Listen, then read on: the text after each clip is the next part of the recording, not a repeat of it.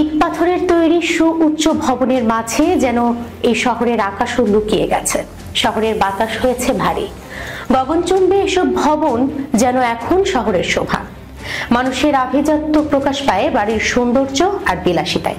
তবে জানেন কি, এমন একটি শহর রয়েছে যেখানে বাড়ি তৈরি হয় মাটি দিয়ে, এমনকি বহুতল ভবন তৈরি উপকরণও মাটি। আমাদের দেশের বিভিন্ন অঞ্চলে মাটির তৈরি বাড়ি চোখে পড়ে, যা শত শত বছর ধরে সে অঞ্চলের ঐতিহ্য বহন করছে।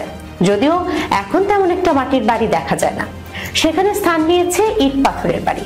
তবে ইয়েমেনের পূর্বাঞ্চলে অবস্থিত হাদ্রামাউত উপত্যকার এক বিস্ময়কর শহর শিবাম। এটি বিশ্বের অন্যতম প্রাচীন উঁচু ভবনের নগরী, যেখানে সমস্ত বহুতল ভবন কাঁচা মাটি দিয়ে তৈরি।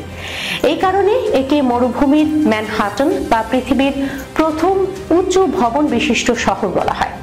শিবামের স্থাপত্যশৈলী, নির্মাণ প্রক্রিয়া, ইতিহাস ও টিকে থাকার রহস্য এক অনন্য বিষয়।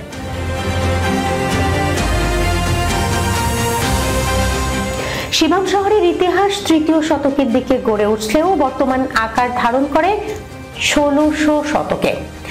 এই শহর মূলত হাদ্রামাউত উপত্যকার বাণিজ্যিক কেন্দ্র ছিল, যেখানে ব্যবসায়ীরা একত্রে বসবাস করতেন।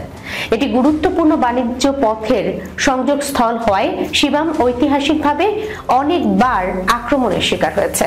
ফলে স্থানীয়রা আত্মরক্ষার জন্য শহরটিকে উঁচু ও সুরক্ষিত কাঠামোয় গড়ে তোলে। 1982 সালে ইউনেস্কো শিবামকে বিশ্ব ঐতিহ্যবাহী স্থানের তালিকায় অন্তর্ভুক্ত করে, কারণ এটি ঐতিহ্যগতভাবে টিকে থাকা বিশ্বের অন্যতম প্রাচীন উচ্চ নগরী। শিবাম শুধু একটি শহর নয়, এটি মানব সভ্যতার স্থাপত্য শিল্পের এক বিরল নিদর্শন। আধুনিক প্রযুক্তির আগে কিভাবে মানুষ টিকে থাকার জন্য স্থাপত্য শৈলীকে অভিযোজিত করেছিল, তার উৎকৃষ্ট উদাহরণ হচ্ছে এই শিবাম।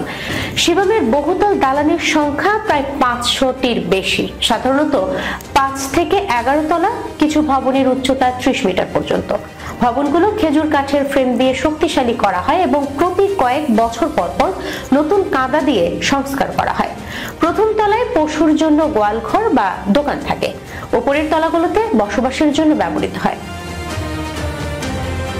এই অঞ্চলের বাড়িগুলো কাঁচা মাটি দিয়ে তৈরি করার বিশেষ কিছু কারণও আছে বটে। প্রথম কারণ হচ্ছে প্রাকৃতিক প্রতিকূলতার সাথে মানিয়ে নেওয়া। শিবাম এক মরুভূমির শহর, যেখানে বৃষ্টি খুবই কম হয়, কিন্তু যখন হয় তখন তা হয় প্রবল। তাছাড়া এখানে প্রচন্ড গরম ও ধূলি ঝড় লেগেই থাকে। কাঁচা মাটির দেয়াল গরমে ঘরকে শীতল রাখে এবং শীতকালে উষ্ণতা ধরে রাখে। এছাড়া ভূমিকম্প প্রতিরোধেও মাটির দালান বেশ কার্যকর।